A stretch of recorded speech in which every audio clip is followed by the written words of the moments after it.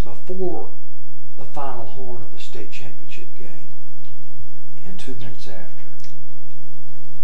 You see Say what I that mean? again. What's it like coaching, being on the floor for 2 minutes before the final horn and 2 minutes after? I'm trying to get you to share with us what it was like to coach those last 2 minutes before you win a state championship. Is it frantic and crazy, or what? And then what it's like 2 minutes after. Never to be experienced again quite the same, those two 2 minute time frames. James? You know, for me, the 2 minutes before were quite calming to me, because I'm, we had like a 10-point lead, and I'm still kind of worried, a little bit, but I'm still like almost like rubbing my head, like, am I really in this moment? I'm thinking about, this is something I dreamed about, and all this, and my mind starts reflecting backwards. I'm a history teacher, and I start reflecting backwards to, all the people that led up to this moment. I thought about Coach Vincel, who has been a tremendous influence on not only to me, but to E-Town basketball, and to all the players he's ever coached. I thought about Gary French, who, the guy I coached under, who, had a tremendous intensity and passion for the game. I thought about, Mr. Rollins. I thought about Duke Owens, who was the athletic director, principal. It meant so much to me as a player. I thought about past players, that I've had. Because we went to the regional championship game 3 years in a row before we finally won it. And I thought about all the people that led up to this moment right here. Nobody ever won it until then. Well, true, but they all led up to this moment here. Without them, we wouldn't be here right now. And I started reflecting back to them. And I thought about, I hope they all share in this moment with me and with this team, because they're as big a part of this. Because then 2 minutes after was nothing but all I want to do was shake their hand and go and congratulate my players. I remember shaking their hand and turn around and all these cameras in my face. I wasn't expecting it. And it was. I think somebody has a picture there of it. I'll tell you, it was the most uneasy feeling talking to all that, because all I wanted to do was shake hands and congratulate my players, and then these lights, and I didn't get a chance to truly enjoy the moment 2 minutes afterwards like I wanted to, as well as I did the 2 minutes prior to. Even though it was still, like I said, the game was still close. And I could, I wasn't thinking about winning it 2 minutes before. I was just more thinking about the opportunity that we had to be here. They were competing, that they were playing, and the people they represented. And I made sure the players understood, it's not just about you. It's about all the people who came before you.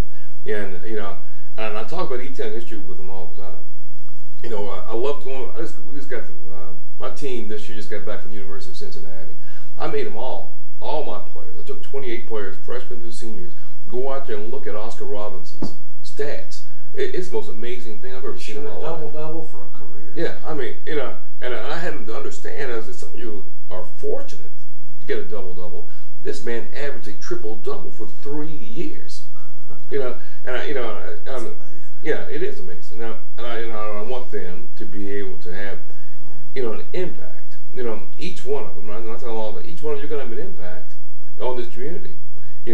As well as the state championship team. Always. Yeah, and those teams before that had an impact. I can tell you they have a major impact on me, because my mind raced 2 minutes prior to the past, and the 2 minutes after was just a blur. I didn't. Well, let me amend it just a bit. I would like you to include, when you walked in the locker room, those 2 minutes as well. What was that like? I tell you, it was a very quiet moment. They're all, I'll tell you, when they all did the celebration on the floor, when I got back in the locker room, I saw nothing but tears. I was very happy. They're very exhausted, because they just played 3 games in 24 hours. Played the late game Friday night, that morning, and there wasn't a whole lot of hooping and hollering going on. Now, if you want to talk about the time when we got back to the hotel, it's a little bit different.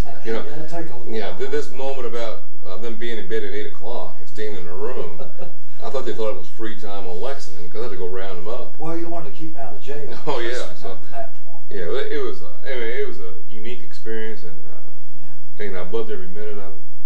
And I try not to forget it either. No, I won't. I try not to think about it too much, because I'm still coaching. I don't wear the championship ring right now because I want to live in the moment now.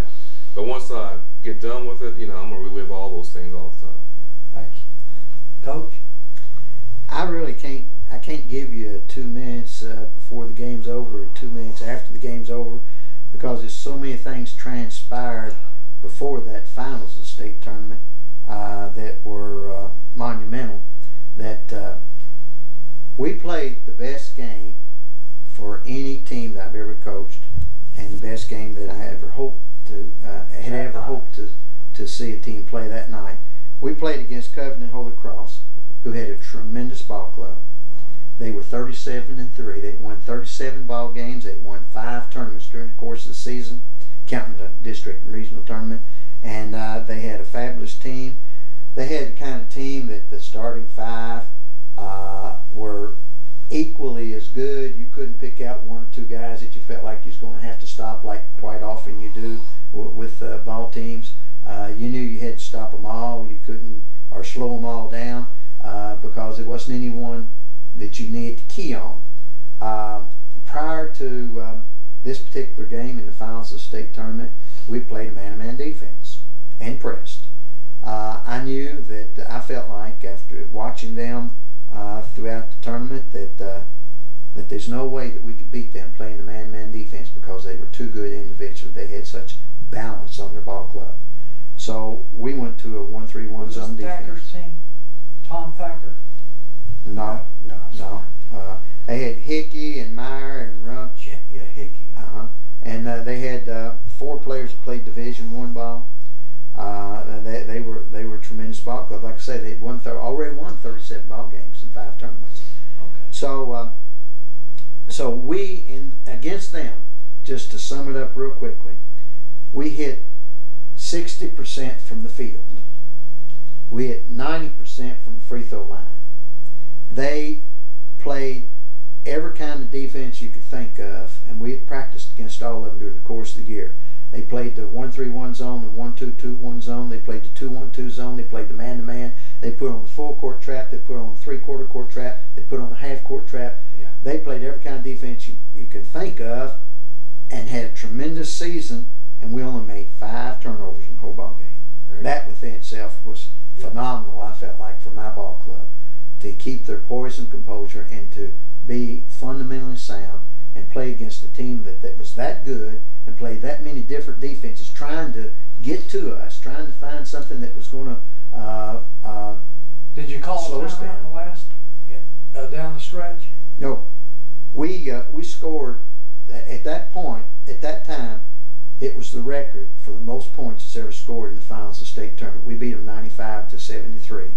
So we set a record to scoring the most points in the state tournament. We only held it 3 years. Then Central, Bob Gray's team, scored 101 points against Ohio County, I believe it was, and we're still in second place. We still scored the second most points in the finals of the state tournament. So you see, we were ahead. We were playing a phenomenal game. They were doing everything right. We were playing against a real tough ball club, but we were playing on offense. We were playing defense. We were doing the whole 9 yards. So that last 2 minutes and the 2 minutes after the game doesn't fit my description at all. But there's a lot of things before that game that I could talk about that really came What about the locker room then? Anything special there? No, I just think we'd accomplished the goal that we set a year ago. You mean just walked in and said, "Good job, boys. Here's the trophy." Basically, we had accomplished what we'd set out to accomplish back in the summer. The year before, we were just hoping that we could possibly make it to the state tournament. Yeah. But after Seneca beat us, our passion and our goal was to go back to the state tournament and win it. And so we accomplished our goal. But if I can, I'd like to run through a few things, unless this is going to mess up. No, go ahead.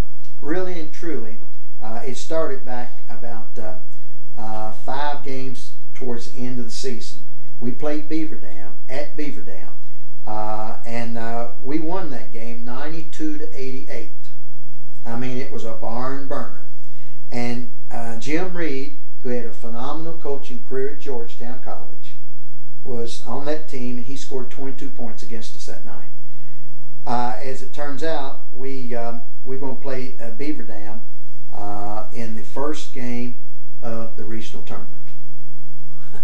So I was so proud of the fact that I had designated throughout the entire year Homer Gray as my defensive specialist against the other team's best player, unless he was a center.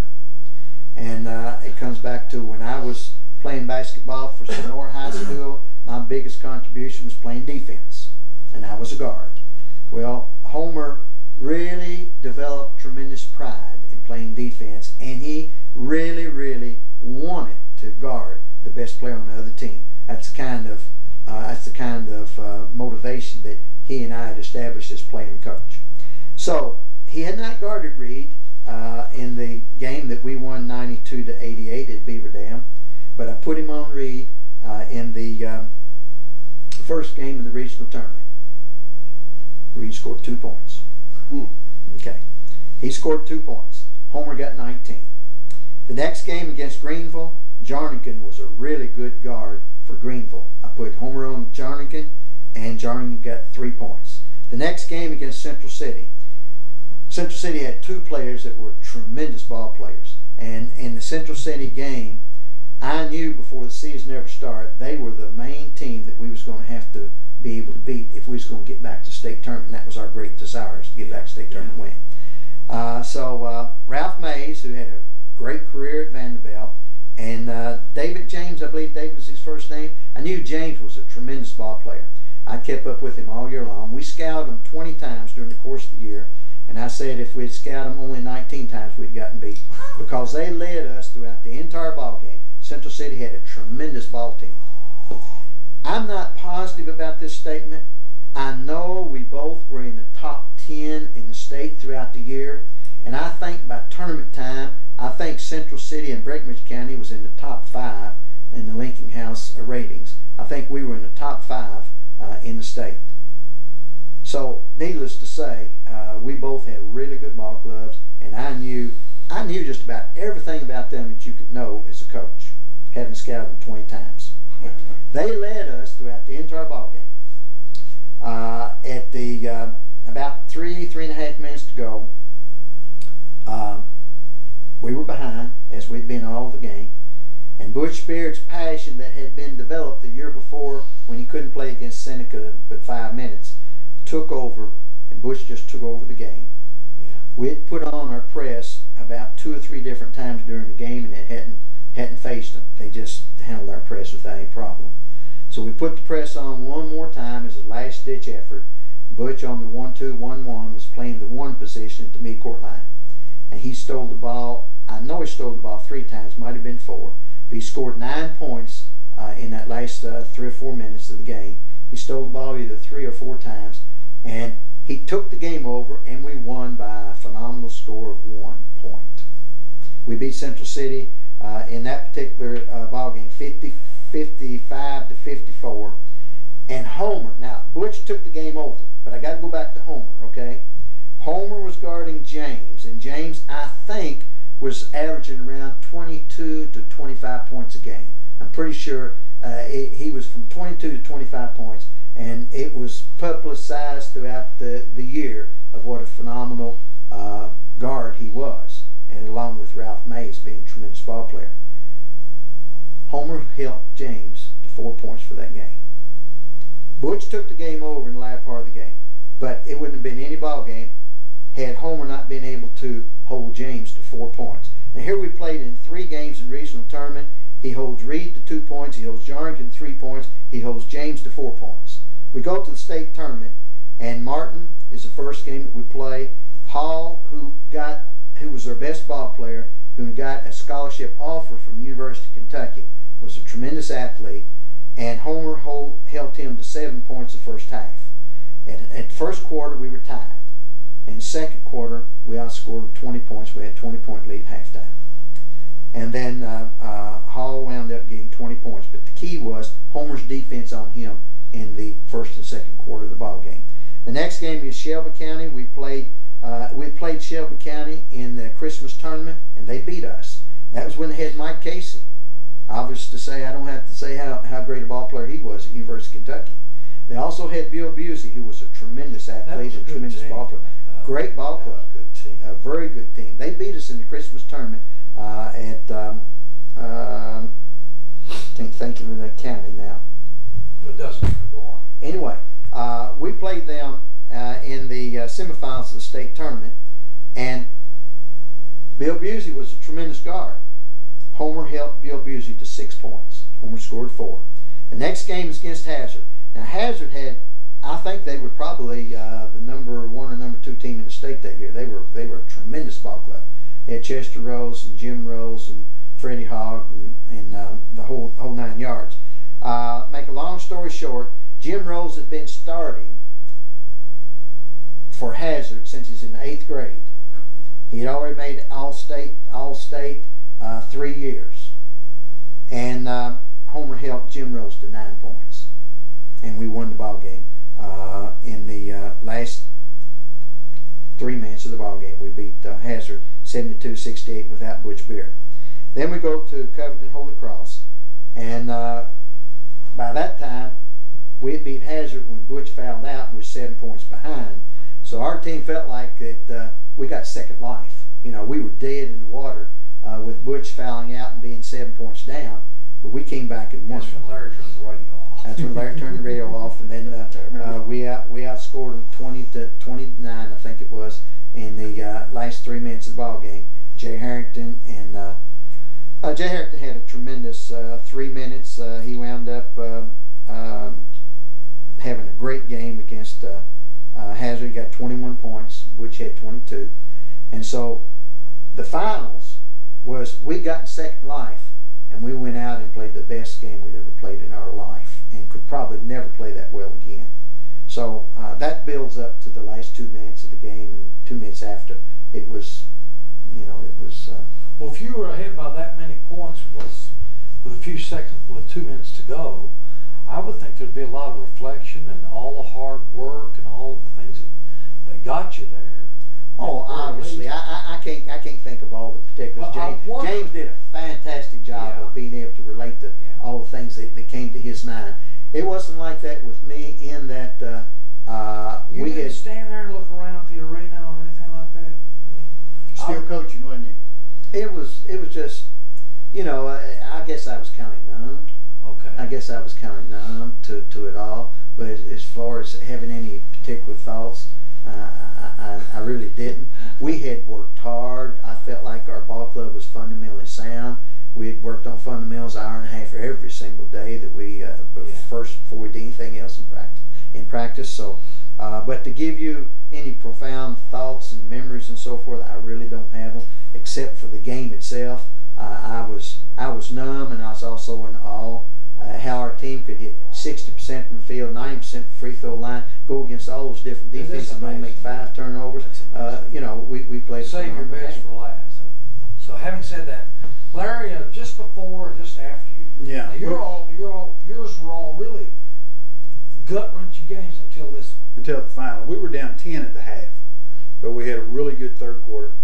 David Dixon, who had done very little first 3 games of the tournament, went crazy and scored 14 points in the third quarter. And at the end of the quarter, we were up 4. And then we went ahead and we got out to about 9 or 10 in the fourth quarter. And with 2 minutes to go, we were probably still up 8 or 9.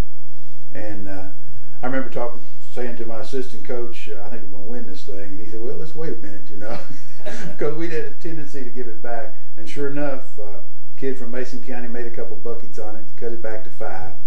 But Ponzer boy, who had a good tournament, and Billy Meyer both made a couple buckets there at the end and stretched it out, and we ended up winning by 7.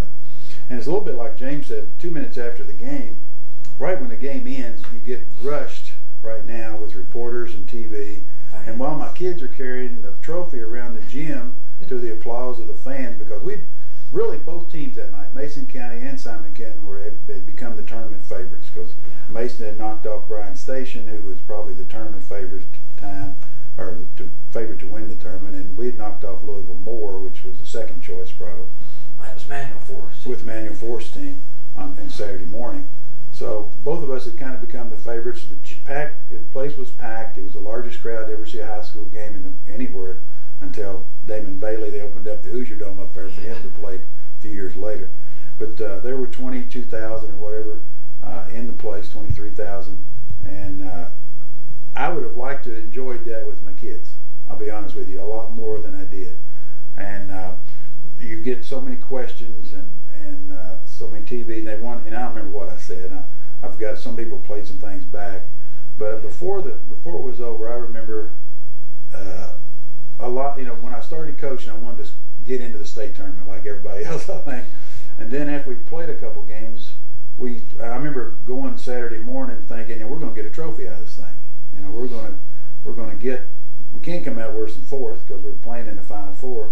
And then after we beat them at morning, we were thinking, hey, we can win this thing. We've already beat Mason County once this year. We're all tired, and our kids are big, and their kids are not big. You know, we hang in there, we play well. McKinley has another good game.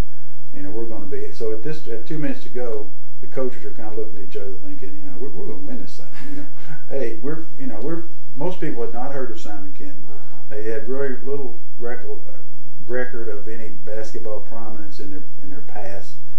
We were a rural school in a region that was dominated by the Holy Crosses, the Covcasts, mainly those two, and Holmes, Covington Holmes, but mainly the city schools, who, that's a dirty word down probably, but if you had a decent kid at your school in the rural area, they recruited back to one of those schools. They went after McKinley hard, and if he hadn't been Baptist, I'd probably lost him, to be honest with you. So it was a tremendous sense of accomplishment at a place that, when you're coaching, you think, well, I'll coach here, and that's what I thought when I went to Simon. I'll coach here for a few years, win some games, and then get a job where you can win it at, where I can win it. And then to have won it at that place was quite a compliment for us, and we were elated. The assistant coach he's a Simon Kenton graduate, and my freshman coach had taught in the system for 20 years or so. So they were all, and they'd taken a lot of heat, and we'd taken a lot of heat from a lot of people. So it was a big sense of accomplishment. The party didn't start when we got to the locker room. I'm telling you, those kids were excited. I don't know how much they, it was a long time before I got to the locker room because a lot of people wanted interviews, and then we had a local radio station that follows us, so they wanted a long interview after the game. So it was probably 25, 30 minutes after the ceremony. Yeah. They have a ceremony which lasts a long time anymore, where McKinley won the Most Valuable Player Award, which was the first time that had been given for 40 years or something, and they reinstated that. So there was a lot going on, and we got back, and they hadn't calmed down a bit. They were still wild in the locker room, and we had kept all the reporters out of the locker room. And Coach, the reporter for the Lexington paper, after we'd beaten Knox Central on Thursday night, he wanted in the locker room. And I told my assistant coach, Dave Shaler, who's about 6'6" and 245, I said, we don't want to let anybody in here. We're going to get them dressed. We're going home. Nowadays, you have to. They make you go for, but in those days, you didn't have to. I said, we're not taking any reporters in here. I said, you tell them they can talk to McKinley Saturday night after we win it. Well, this old boy wrote me up in the paper the next day. He said, this brash coach from Simon Kenton says he's going to be here Saturday night. We can interview McKinley. Said he's not going to be here Saturday night, much less us get to talk to McKinley. So we wouldn't let him in. And I've still got the article. It wasn't very nice. And then Friday night we won again, and all the reporters at the locker room went in. Dave said, nope. Larry says you're not coming in. We're not taking any questions. Saturday morning, no, we don't let anybody in here. So Saturday night, of course, the locker room was full. I couldn't hardly get to the kids. And the locker room with the reporters and TV cameras, but they were still hollering and hooping. And then when we got back to the hotel, they partied all night. I went to my room, and guy that I'd worked for, Roby Harper, down in Drexel, he came up to visit me, and I said, well, what's going on down in the atrium? They had a big area down there, and he said, Larry, you don't want to go down there. He said, you need to stay right here for the night. I said, okay, I can do that. And but we had a good time. But it would be nice if you had a little more time with your kids when the thing is over, when the game is over with. These fellas here, it's I can just get an inkling of what it's like to have coached a state championship team. I know y'all want to go back so bad. I know Don had, and I know, I'm sure you do too. I bet if you had the chance, you'd like to go back too. I'm sure. Yeah. So it's really a really unique thing to have three fellows here in the same county that have won the state championship, and they're three special young men. Thank you. I want to ask one, and let you, unless you got to go ahead. I'm done. Okay. I just wanted each one of you, you've all had that special moment of winning the state tournament, but I'd like for each one of you just give another special moment in coaching that was something that still stood out but wasn't a championship. And I know, and you probably got hundreds of them, but each one of you, and we'll start with James, and just come on down, and just a special moment in coaching. It might have been funny, or may have been good, or may have been bad, but what was something that's kind of really special that stood out? One of the things that special stood out to me, every year you coach, you question your players and you ask them different things, and I asked a question, of one of my players, what is your goal? And you expect their answers to be to win the region, go to state. And I had one kid write down that his goal was for every player on the team to be lifelong friends, and that's one thing that stood out to me. It's not about the wins, it's about the relationship that you build, and we build a lot of positive relationships as coaches, but for a player, and for a 17-year-old boy to recognize that is something truly special. And so it's not about the dribbling, it's not about the scoring, it's about, the lifelong friends and lifelong relationships that you do have. That's great. Well, actually, I've got so many special moments. It's going to be very difficult to pick out any one, but I'll go away from the basketball playing aspect of it and bring out two incidents that happened. Number one, Homer Gray, who was very, as I've already alluded to, very instrumental in our success for our ball team.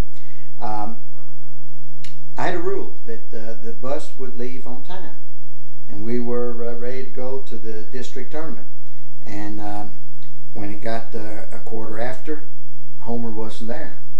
And I said, well, it's time to go. They said, but Homer's not here. I said, it's time to go. We leave on time.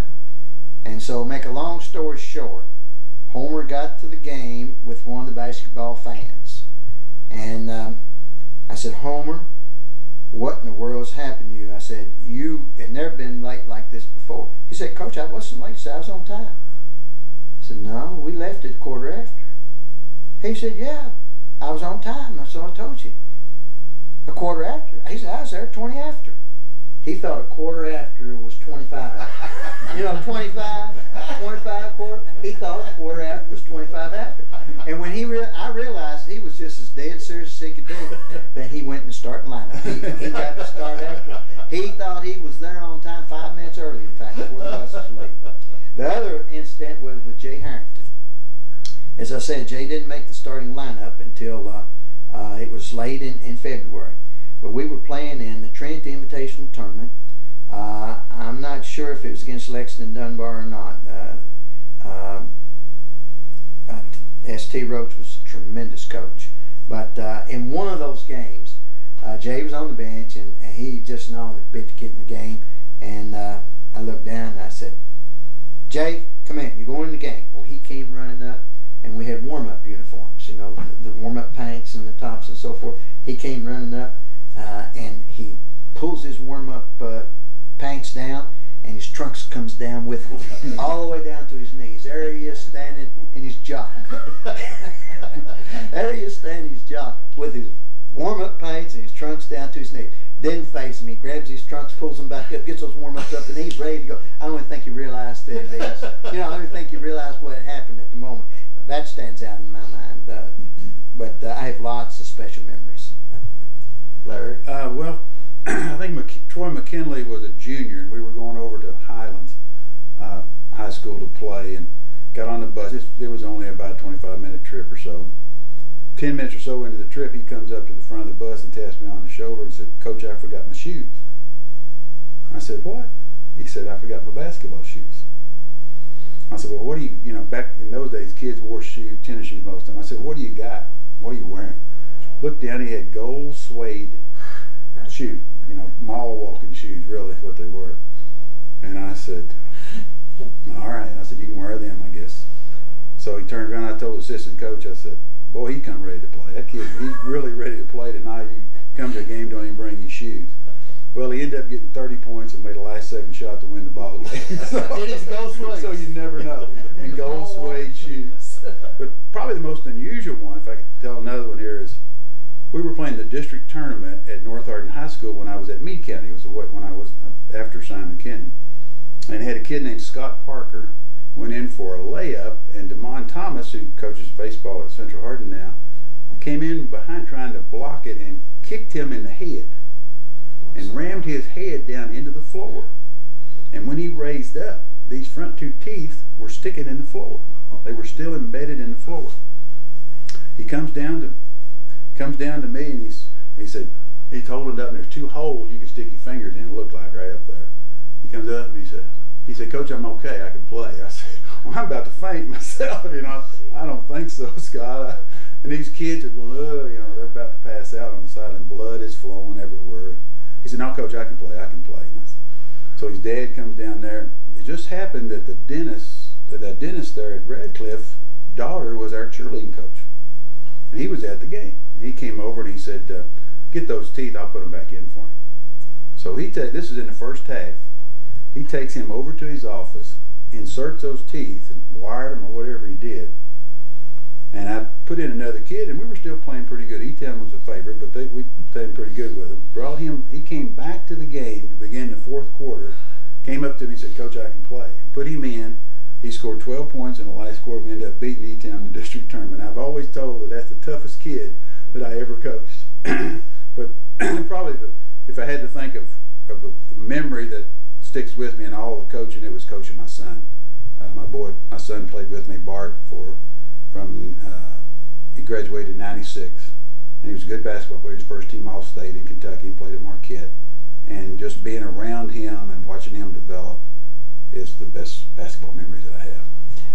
I will relate to a conversation we had with Morton Combs, and I said, Morton, you've had a lot of great ball players over the years. I said, I don't want to ask you which one was the greatest, but who was your favorite?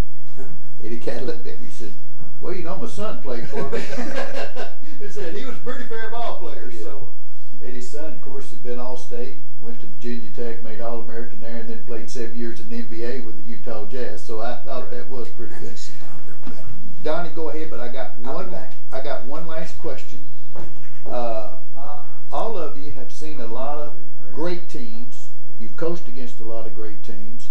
I would like to pick out from each one of you who was the best team that you ever saw or coached against. It doesn't make any difference and that's a hard one because there was a lot of great teams. But you also know that as Donnie almost described, the best team he ever saw was a team he beat 23 points one night, but said, hell, they got 4 Division I players on there, well coached, and yet it must have been his night because God blessed him. He said, hell, they couldn't stop us on anything to rent all night. But I know each one of you seen a team or had a coach that was your favorite, and we'll start with you, James. What was the best team you think you ever saw in high school? I've seen a lot of great teams, and probably the greatest or my most favorite team was the 1972 Elizabethtown team where my brother was on the team. They made it to the finals of the state tournament, and you're talking about a team that had less but did more.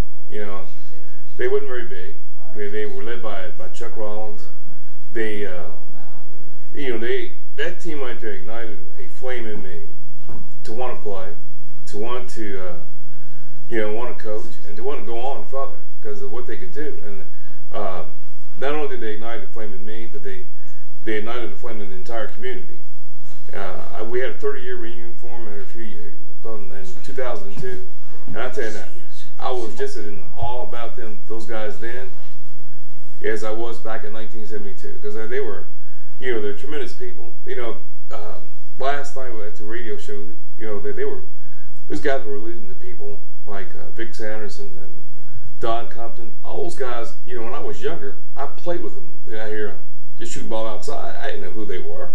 I knew they were older than me. And then the chance to to hear the names mentioned now, those guys on that 72 team, my brother was on that team, so I got to be around those guys and play with them some. They would pick me up on pickup games. And to watch them to achieve the final game of the state tournament, they didn't come out winners, but they left an everlasting impression upon me. The things that they could do, and with the not as much talent as everybody else, because they probably had one star, and the rest of them were role players, but they played the role very well. Donnie, won't you come over here, and then and Larry, you're ready, so I'm going to let. And did you hear the question? No, I did not. All of the great teams and you've played against or seen, just want you to describe the team that was your favorite team or one of the greatest teams you ever saw play. And James's team was the 1972 E-Town Panthers. And so, Larry, I'm going to let you go next. Well, I've been to the high school state tournament almost every year since I was in high school. So I was away to college in Alabama a couple of years and didn't get to go, but I've seen most of them. It's hard to pick out the best team. Those male teams in the 60s and 70s, Seneca with Wes Unseld, Butch Beard and Leonard Poole was a tremendous team right here. Of course, my favorite team would be the 1981 Simon Kenton team. Teams that didn't make it, we've had. I thought for years when I was a kid that the Elizabethtown Catholic team of 61 with Robert Ditto and Compton and Sanderson was probably the best team that I'd ever seen in this area right here. Of course, I was little at the time and hadn't seen as many teams, but I mean they had it all. It looked like to me. Tom Hendricks played down at Tennessee. Was a tremendous player there. Big Rups Runts. His senior year, the only loss that they took, and he was a star on the team. And there have been some great teams around here. When I went to Northern Kentucky, Covington Holmes, when they were beaten in '78 in the finals of the state tournament with Doug Schlummer and Dickie Beal, Schlummer was an All-American at Cincinnati, and Beal was a tremendous player at University of Kentucky. There have been a lot of great teams. Now, some of the older teams that go way back, I've heard about them, but I haven't seen them play. But a lot of tremendous teams. My favorite team, of course, would have to be the '81 Simon Kenton team. I like that. Well, I've got to go along with Larry in that my two favorite teams was the 64 team, 65 team, and I've had many people ask me which team was the best, the 64 or 65 team. One was runners-up and one was state champions. And I truthfully couldn't pick between the two. They were equally as good. They was just equally my favorite. So I have to say 64, 65. The best team I think that I saw in the state tournament was when I was in high school, and Bob Wright from Ashland was coaching the Larry Conley, Sergeant Miller team. They had an awesome team with tremendous depth. They had great balance on the floor. They were just a super team. That was when I was a fan and a player at the time, and I don't have one I can pick as far as the coach is concerned.